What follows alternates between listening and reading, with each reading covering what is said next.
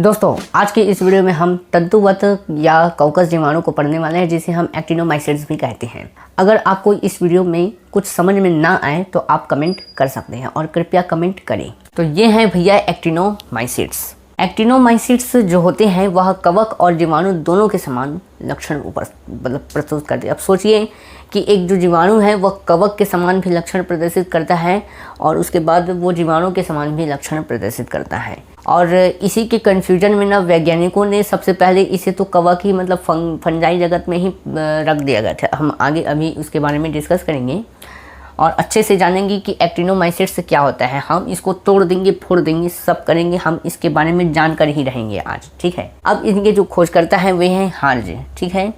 और एक्टिनोमाइसीट्स जो है वो एक गण है, मतलब गण के अंतर्गत रखा गया है। दोस्तों सबसे पहले तो आप इसे स्क्रीनशॉट में ले लीजिए, ले लिए। जो एक्टिनोमाइसीट्स होते हैं वो कवक के समान भी होते हैं थोड़ा, ठीक है। तो किस प्रकार कवक के समान होते हैं उस लक्षण को देखते हैं। तो देखिए, सबसे पहला तो आपको तंतुवत याद रखना है। तंतुवत कॉमन है क्योंकि अभी हम जब इसके महत्व मतलब मुख्य जो लक्षण है उसके बारे में जब पढ़ेंगे ना तो ये तंतुवत बार बार आएगा, ठीक है। तो तंतुवत शरीर वाले होते हैं। तंतु की अवायवीय शाखाओं पर कोनिडिया का बनना। देखिए यहाँ पास जो अवायवीय शाखाएं हैं, अवायवीय शाखाएं और कोनिडिया है, इसको मैं अभी नहीं बताऊंगा, अभी मैं आगे अभी बताऊंगा आपको, आप टेंशन मत लीजिए। तो ये दोनों जो लक्षण हैं वो बहुत ही ज़्यादा इम्पॉर्टेंट है। तो तंतुवत शरीर होते हैं और अवायवीय शाखाओं पर कोनिडिया बनता है, इसलिए इन दोनों लक्षण के आधार पर या इन दोनों लक्षण के कारण इसे कवकस जीवाणु कहते हैं। क्या कहते हैं? कवकस जीवाणु कहते हैं, ठीक है। कवक के अंतर्गत रखा गया है वर्ग एक्टिनोमाइसीट्स, मतलब इसे कवक के अंतर्गत रखा गया है, नहीं रखा गया था, क्योंकि इसमें कवक के समान लक्षण पाए जाते हैं। ज़्यादातर मतलब कवक के समान लक्षण पाए जाते हैं, इसलिए इसे धोखा हो गया था, मतलब एक प्रकार से कि कवक में रखा गए दिए थे, लेकिन उन्हें पता चला अरे ये तो भैया जीवाणु हैं तो इन्हें रे फंजाई भी कहते हैं। तो रे फंजाई क्यों कहते हैं? जो जीवाणु होते हैं, जो एक्टिनोमाइसीट्स होते हैं, वह किरण के समान गति करते हैं, वृद्धि करते हैं। अब ये किरण के समान वृद्धि कैसे करते हैं? देखिए, किरण मतलब क्या होता है? एक प्रकाश ही तो होता है ना। अब प्रकाश किस प्रकार गति करता है? सभी तरफ गति करता है। ये जो लाइट है ये पूरा कमरा में फैला है ना, उसी प्रकार ये जो जीवाणु है वो सभी दिशाओं में फैलते जाता है। तो किरण के समान फैलता है, मतलब प्रकाश के समान फैलता है, इसलिए इसे रे फंजाई कहते हैं, ठीक है। ये समझ में आ गया आपको। तो दोस्तों चलो एक्टिनोमाइसीट्स के जो जीवाणु के लक्षण हैं उसको भी देख लेते हैं थोड़ा, ठीक है। तो देखिए, प्रोकैरियोटिक कोशिका संरचना का पाया जाता है, मतलब प्रोकैरियोटिक कोशिका पाया जाएगा, सीधी सी बात है, ठीक है। यहाँ हाईलाइट कर लेता हूँ मैं, प्रोकैरियोटिक कोशिका पाया जाएगा। पहली बात तो ग्राम स्टेनिंग। देखिए, ग्राम स्टेनिंग जो है ग्राम अभिरंजन ही है एक प्रकार से देखा जाए तो, ठीक है। ग्राम अभिरंजन में मतलब प्रयोगशाला में देखा जाता है, बैक्टीरिया का परीक्षण किया जाता है। एक प्रकार का लाल या बैंगनी रंग होता है, उसमें जो रंग जाता है तो उसे ग्राम पॉजिटिव कहते हैं और जो नहीं रंग पाता है उसे ग्राम निगेटिव कहते हैं। बस ऐसा ही है। आधुनिक वैज्ञानिकों ने देखिए मैं आपको बताया था, अभी जस्ट बताया था कि वैज्ञानिकों ने थोड़ा गलती कर दिया था कि सबसे पहले इसे कवक जगत में रख दिया था। फिर उसके बाद इन्हें जब पता चला तो आधुनिक वैज्ञानिक मतलब जो नए वैज्ञानिक थे उन्होंने जीवाणु के समीप मानते हुए मोनेरा जगत के अंतर्गत गण एक्टिनोमाइसीट्स मैंने आपको शुरू में ही बताया था, गण एक्टिनोमाइसीट्स के अंतर्गत रखा गया। अब यहाँ पास तो गलती पकड़ा गई है ना। तो देखिए, गलती से ही सीखता है कोई भी आदमी, कोई भी मतलब ऐसे फट से थोड़ी ना सीख जाएगा, है कि नहीं। तो एक बार में ही नहीं होता है। वैज्ञानिकों ने भी गलती, बड़े बड़े वैज्ञानिकों ने गलती कर करके सीखा है। तो हम तो इंसान हैं भैया, अब वो भी इंसान थे, पर एक प्रकार से हम आम इंसान हैं, वो वैज्ञानिक थे।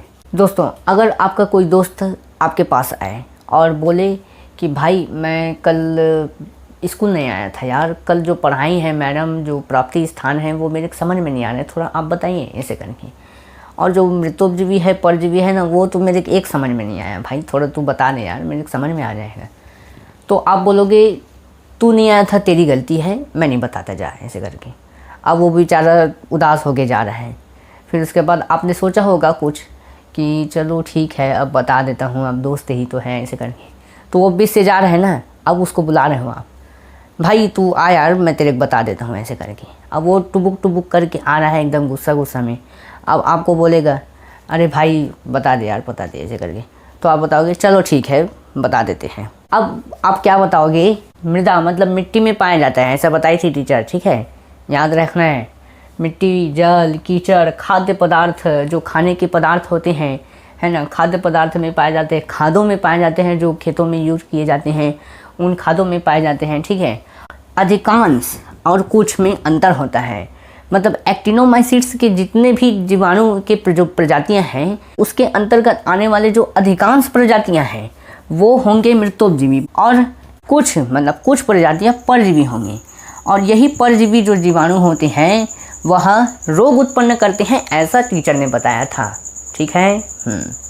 Streptomyces, nocardia, actinomyces. तो यहाँ पर दोस्त है, समझो मैं तो थोड़ा स्मार्ट हूँ भाई।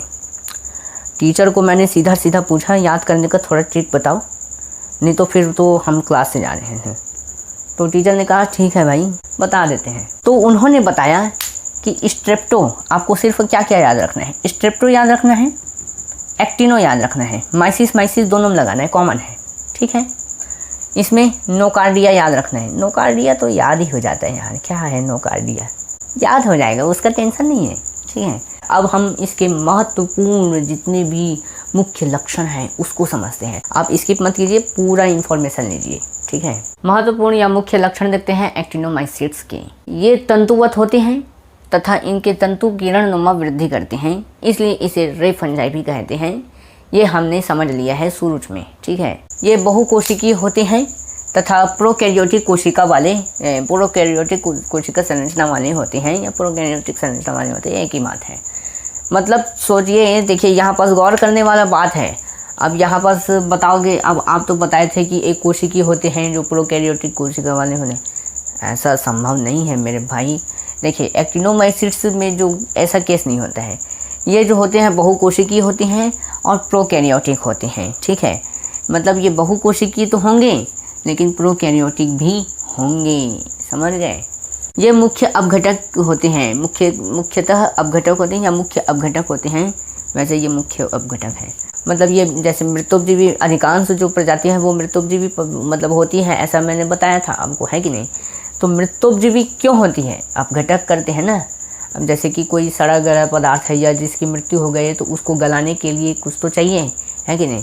तो ये अपघटक की भांति कार्य करते हैं, मतलब उसको छोटे छोटे भाग में तोड़ देते हैं और भोजन के रूप में ग्रहण करते हैं। वायवीय शाखाएं और मूलाभासी शाखाएं थीं, पर उसको मैंने रिप्लेस कर दिया क्योंकि यहाँ पर जगह नहीं बनता समझाने के लिए, ठीक है। उसको मैं एकदम डिटेल में अभी समझाऊंगा। दोस्तों चौथा लक्षण देखते हैं। इनके जो तंतु होते हैं वे शाखित होते हैं, मतलब शाखाओं में होते हैं, ऐसा आप समझ सकते हैं। जैसे कि चित्र में दिखाया गया है, अलग अलग शाखाएं हैं, ठीक है। और ये दो प्रकार के होते हैं, कौन कौन से, वायवीय शाखाएं और मूलाभासी शाखाएं। वायवीय शाखाएं होते हैं और मूलाभासी शाखाएं होते हैं। ये कोनिडिया और ओइडिया द्वारा अलैंगिक प्रजनन करते हैं, ठीक है। अभी मैं पूरा स्टेप बाय स्टेप आपको समझाऊंगा। इनमें एंडोस्पोर का निर्माण नहीं होता है, इसमें मतलब अंतः बीजाणु नहीं पाया जाएगा। एंडोस्पोर को बोलते हैं अंतः बीजाणु। हमने इसके पिछले वीडियो में देखा था कि एंडोस्पोर क्या होता है। उसमें क्या होता है कि जो जीवाणु होता है उसमें अंदर एक बीजाणु का निर्माण होता है, फिर उसके बाद वो फट के नए जीवाणु का निर्माण होता है, ऐसा हमने पढ़ा था, ठीक है। लेकिन इसमें क्या होता है कि इसमें एंडोस्पोर का निर्माण नहीं होता है। अब वो होता कैसे उसको आप बताते हैं, ठीक है। देखिए ये जो है ये है रिजोडल माइसीलियम। रिजोडल माइसीलियम कहें या रिजोडल ब्रांच कहें, एक ही बात है। ये रिजोडल मतलब होता है मूलाभासी।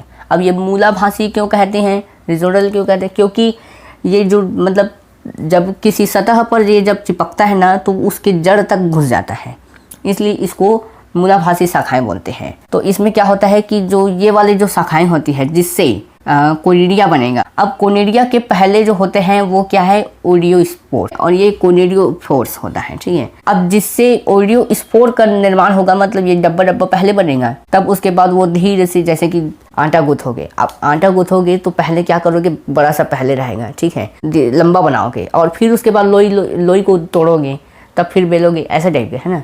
तो इसको उसमें ऐसे ही समझिए कि ये एक आटा है, अब उसको लंबा कर रहे हैं, फिर उससे फिर एक लोई निकल रहे हैं, नहीं, ऐसा समझ सकते हैं। जो आटा है उसको क्या बोलते हैं, कोनिडियोफोर्स बोलते हैं, ऐसा आप समझिए। तो ये जो एक्टिनोमाइसीट्स है ना, जिसमें ओइडियोस्पोर का निर्माण होगा, उसे कोनिडियोफोर्स कहते हैं। क्या कहते हैं, कोनिडियोफोर्स। अब ये बड़ा होगा, फिर उसके बाद ये एक बीज का निर्माण करेगा, फिर उसके बाद इसमें क्या होगा, कोनिडियल जर्मिनेशन होगा, मतलब नया एक्टिनोमाइसीट्स का निर्माण हो रहा है, ठीक है ना। अब देखिए, ये है रिजोडल माइसीलियम और ये है एरियल ब्रांच। एरियल ब्रांच मतलब होता है वायवीय शाखाएं। क्यों एरियल ब्रांच बोलते हैं भाई, देखिए ये जो है, जैसे कि ये है रिजोडल माइसीलियम, क्योंकि ये धंसा हुआ है, ठीक है, और लेकिन ये उभरा है, हवा में है ना, तो इसलिए एरियल ब्रांच बोलते हैं, ठीक है। ऐसा आप समझ सकते, ऐसा नहीं है कि ये एकदम अलग है, मतलब हवा में ऐसे उड़ता रहेगा, ऐसा कुछ नहीं है। ये किसी सतह पर जाके जड़ के रूप में मतलब धंस जाता है और फिर उसके बाद नए कोनिडिया का निर्माण करता है, फिर कोनिडियल जर्मिनेशन करके फिर नए एक्टिनोमाइसीट्स का निर्माण करता है, ठीक है। एक लास्ट बच गया है, उसको देखते हैं अभी। कई ऐसे एक्टिनोमाइसीट्स होते हैं जो प्रतिजैविक रूप में भी मतलब उपयोग किए जाते हैं, मतलब ये दूसरे जीवाणुओं की जो वृद्धि है उसको रोक देते हैं। अरे तू रुक, अब तू बढ़ेगा नहीं, तू आगे बढ़ेगा नहीं, तेरे पीछे हटा दूंगा मैं, चल, पकड़ के उसको घसीट के पीछे कर देगा, तो मतलब वो वृद्धि नहीं कर पाएगा फिर, है ना। तो ऐसा आप समझ सकते हैं। अब इसका जो उदाहरण है उसमें स्ट्रेप्टोमाइसिन है, ऐसा नहीं है स्ट्रेप्टोमाइसिस मत लिख देना, स्ट्रेप्टोमाइसिन है। स्ट्रेप्टोमाइसिन जो होता है वह स्ट्रेप्टोमाइसिस की प्रजाति से उत्पन्न होता है। आई होप दोस्तों यह वीडियो आपको बहुत ही ज़्यादा पसंद आया होगा। इस वीडियो को लाइक कीजिए अगर पसंद आया है तो, और सभी दोस्तों के साथ शेयर कीजिए। जो समझ में नहीं आया है उसको पूछिए, कमेंट कीजिए जो समझ में नहीं आया है उसको। तो मिलते हैं नेक्स्ट वीडियो में, तब तक के लिए जय श्री राम दोस्तों, जय जय श्री राम दोस्तों।